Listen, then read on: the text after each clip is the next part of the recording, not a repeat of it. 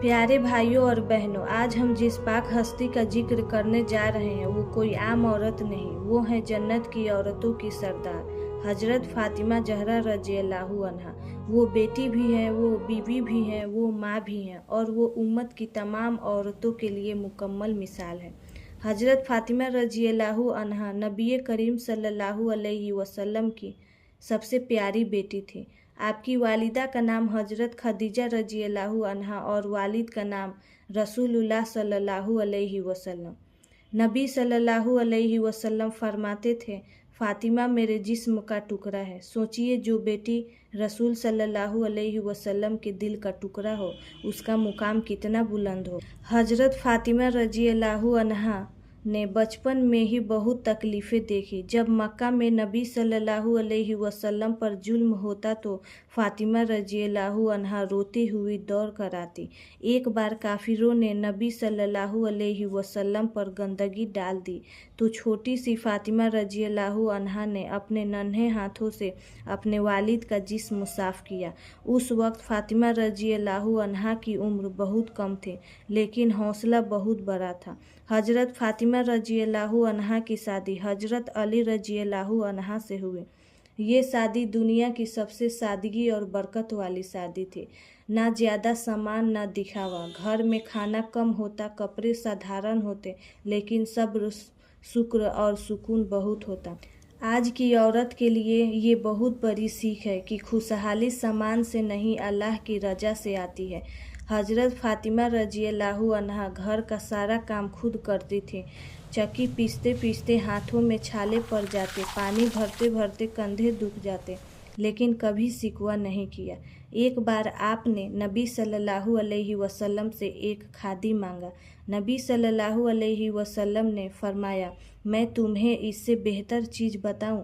सोने से पहले 33 बार सुभान अल्लाह, 33 बार अल्हम्दुलिल्लाह और 34 बार अल्लाहु अकबर पढ़ें।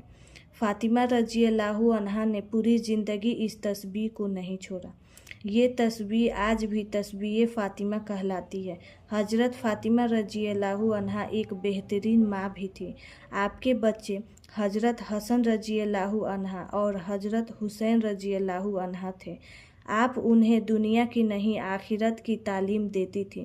नमाज, सब्र, अखलाक और अल्लाह का डर, ये सब आपने अपने बच्चों में डाला। नबी सल्लल्लाहु अलैहि वसल्लम जब सफ़र से लौटते, सबसे पहले फातिमा रज़ियल्लाहु अन्हा के घर जाते और जब फातिमा रज़ियल्लाहु अन्हा आती तो नबी सल्लल्लाहु अलैहि वसल्लम खड़े होकर उनका इस्तकबाल करते।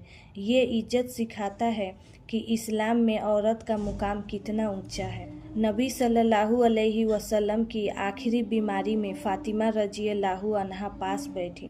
नबी सल्लल्लाहु अलैहि वसल्लम ने कान में कुछ कहा, वो रो पड़ी। फिर दोबारा कान में कहा तो मुस्कुरा दी। बाद में बताया, पहली बात थी मैं इस बीमारी से दुनिया से जाने वाला हूँ। दूसरी बात थी मेरे घर वालों में सबसे पहले तुम मुझसे आकर मिलोगी। और सच नबी सल्लल्लाहु अलैहि वसल्लम की वफ़ात के बाद फातिमा रज़ियल्लाहु अन्हा बहुत गमगीन रही और सिर्फ 6 महीने बाद आप भी इस दुनिया से रुखसत हो गईं। फातिमा रज़ियल्लाहु अन्हा की हया ऐसी थी कि उन्होंने अपनी वफ़ात के बाद भी पर्दे का ख्याल रखा। आपने कहा, मैं नहीं चाहती कि मेरे जनाजे का जिस्म दिखाई दे। इस्लाम में पहली बार ढका हुआ जनाजा फातिमा रज़ियल्लाहु अन्हा का उठा, लेकिन उनकी ज़िंदगी आज भी जिंदा है। प्यारी बहनों, अगर आप बेटी हैं तो फातिमा रज़ियल्लाहु अन्हा जैसी बने। अगर आप बीवी हैं तो फातिमा रज़ियल्लाहु अन्हा से सीखें। अगर आप माँ हैं तो फातिमा रज़ियल्लाहु अन्हा को याद रखें। हया, सब्र, सादगी और अल्लाह पर भरोसा, यही फातिमा रज़ियल्लाहु अन्हा की पहचान है। या अल्लाह, हमें हजरत फातिमा रज़ियल्लाहु अन्हा के नक्शे कदम पर चलने की तौफीक अता फरमा। रब्बुल आलमीन।